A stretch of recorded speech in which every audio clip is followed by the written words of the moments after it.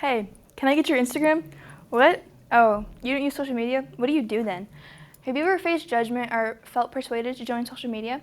Well, having limited social media myself, I feel like I am in tune with just the right amount of the feed. The feed is a personalized creative algorithm based on what you have viewed, liked, or like to do. Today I will be covering physical health, emotional health, addiction, and molestation.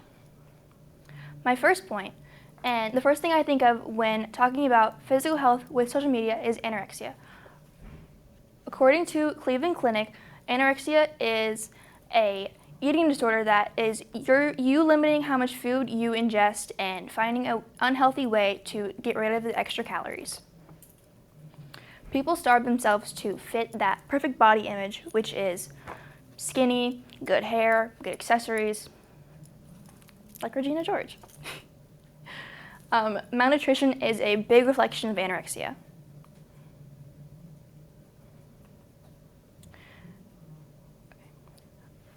According to Science Direct, 2 students in 2015 and 2022 were compared for a survey, and their social media habits, their eating habits, and their overall reflections of themselves were studied. The big apps popular in 2022 were Snapchat, TikTok, and YouTube.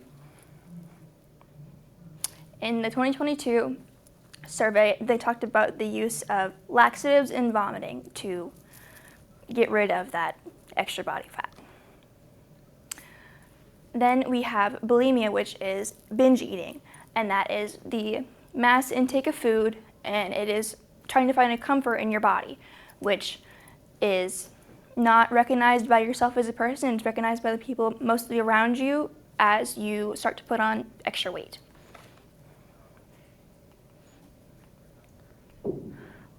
My next topic is the emotional impact of social media. So this is where you can share experiences, vacations, time with friends. You can post dancing videos on TikTok, but all you're doing is creating a digital footprint. A digital footprint is a collection of data from sites that you have visited, sites you have posted on, and things that you've said online.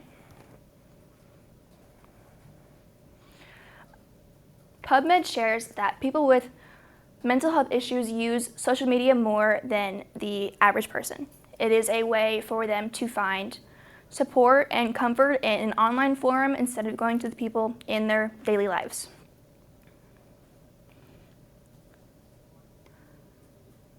So, hold on. Enough.org shares that 46% of teens have been cyberbullied online. Cyberbullying is an online form of harassment. It is usually done by anonymous forums, just people who are, it's easier to say things online than it is to someone's face.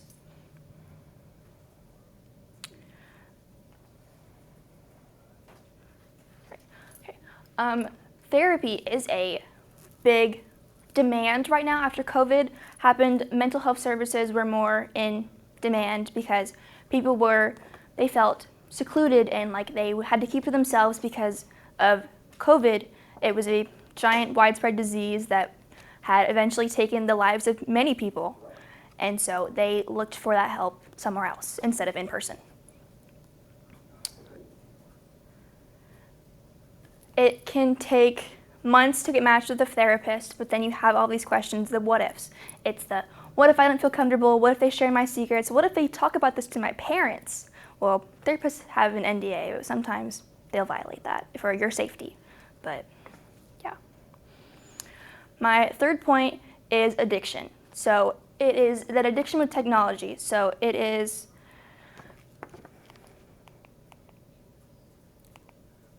talking about FOMO. So FOMO is the fear of missing out. It is people who will post everything online and you will see it and you will be like, oh, I want to do that too. So you will ruin the relationships with people in your personal lives to create those connections with people online to copy what they are doing.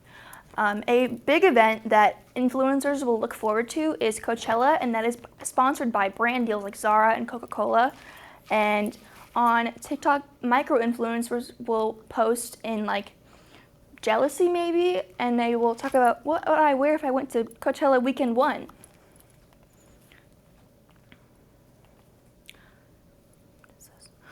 My fourth and final point is molestation.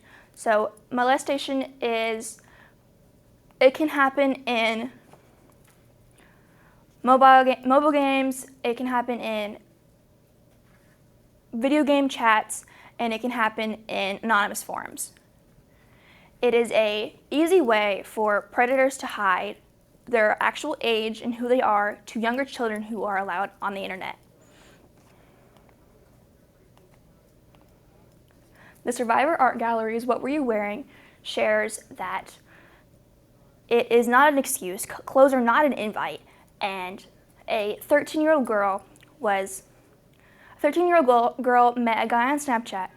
She was 13 and he was turning 18 in a month. She thought that they were going on a date, a walk around the block, and he eventually took her into the woods. And she was wearing the mustard yellow hoodie and the black shorts.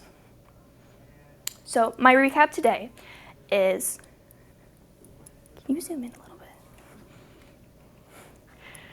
Peer pressure and what expectations you think you should live up to. Physical health declines from binge eating and anorexia. Cyberbullying and how it differs on each platform. Addiction to social media, fear of missing out, and molestation from being put on the internet too young. The consequences are not put into perspective when you don't know what's actually happening. We are the generation that is most involved online. It can cost lives for our own benefit or someone else taking our lives.